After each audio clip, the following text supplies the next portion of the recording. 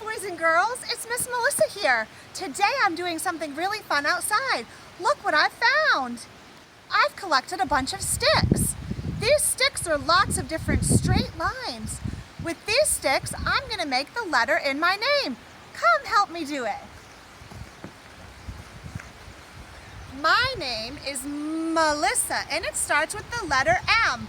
I'm going to use a stick to make the letter M. Start at the top. M. Now I'm going to use my sticks, putting them on the ground to make the letter M. M for Melissa. There we go, friends. Do you see how I'm laying them down to make my letter?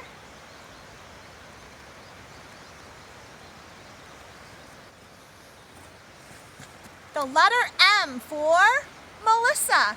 Have fun gathering your sticks and making the letter of your name. Have a great day.